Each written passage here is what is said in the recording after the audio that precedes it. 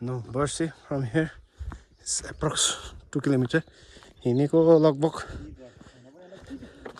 ओइ 6:30 हिँडेको 7:30 पुग्नु आँटेछ त तर पुरै हेरेर कुनै के हिँड्दै आयो हेर्दै आयो नि त सो फाइनली बर्सी अब 1 किलोमिटर भयो हामी चाहिँ निकै भुलिँदा झन्डै 1 आवर टाइपको लागिसक्यो अब चाहिँ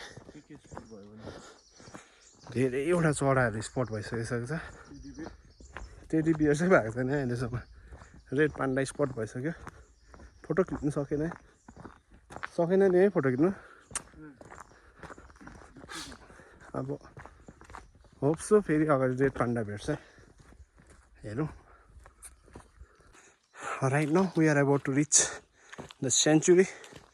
We have nearly walked 4.5 kilometers I think. So nearly 500 meters left. बेसी छैन but trekking route is easy.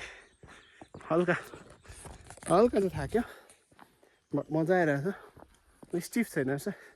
हल्का उकालो मात्रै छ everybody can walk out here trekking गर्नुहोस् दामी रहेछ जग्गा है त एन्ड बर्ड वाचिङ टाइममा यस्तो दामी गुराँस मात्रै छ माथि पुरै फुलिरहेछ अब चाहिँ आइपुग्न आँटेछ हामी लु अझै टाइम छ तपाईँहरू आउनु सक्नुहुन्छ है अझै टाइम छ है यो चाहिँ डल्लै फुल्छ अरे होइन फिलहाल चाहिँ अलिअलि फुलेको छ यो वाइटहरूको त अझै डल्लै बाँकी रहेछ क्या दामी देख्ने छ है लु वी आर एट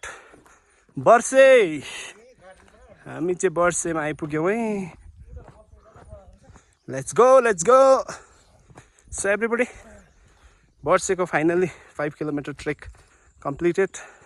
भएर चाहिँ यस्तो मिठो जग्गा आइपुगेछ के मजाले फुलिरहेछ दामी फुलिरहेछ नि ल गुराँस चाहिँ आउनुहोस् घुम्नुहोस् है तपाईँहरू पनि हो बर्सेको लेक चाहिँ यहाँ रहेछ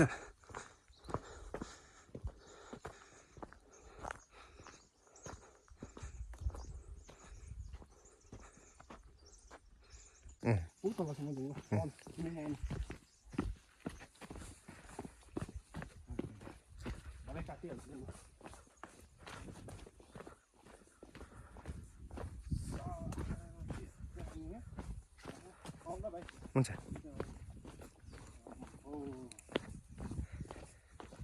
So everybody please visit Bercy Rhododendron Sanctuary. यस्तो दामी भेराइटिज यहाँतिर पनि छ हो यहाँ अलग्गै रहेछ सेतो फुल्न आँटेको रहेछ आउनुहोस् तपाईँहरू पनि स्याङ्चुरी घुमेर जानुहोस् यहाँ यो वाइट त फुल्न आँटेको रहेछ नि त यो पनि अब डिफ्रेन्ट कलर फुल्न आँटेको रहेछ भाइ र एभ्री वान जानेकै कुरा है रिक्वेस्ट टु एभ्री वान जति पनि घुम्नु आउँदा चाहिँ हामी चाहिँ फुल चाहिँ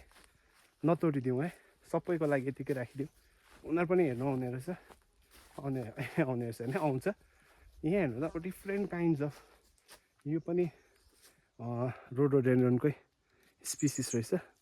I don't know what's is name but यहाँ पछाडि पनि दामी फुलिरहेछ यस्तो फुल अझै फुल लाग्नु बाँकी रहेछ जति पनि हामी आउँछौँ है यहाँ घुम्नु फुलहरू चाहिँ कृपया गरी नतोडिदिनु होला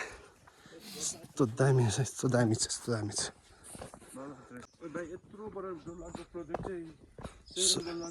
सो एभ्री वान यहाँ हेर्नुहोस् यस्तो दामी फुलिरहेको छ यस्तो दामी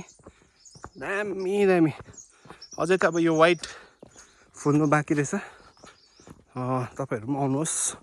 दामी लाग्यो यहाँ कसरी आइपुग्नुहुन्छ कहाँ स्टे गर्नुहुन्छ म त्यो डिटेल्समा पनि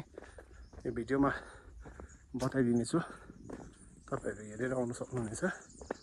र यहाँतिर पनि स्टे गर्नु पाउने रहेछ यहाँको चाहिँ के कस्तो छ तपाईँहरूलाई जानकारी दिनेछु अनि यो नफुलेको चाहिँ अब वाइट रहेछ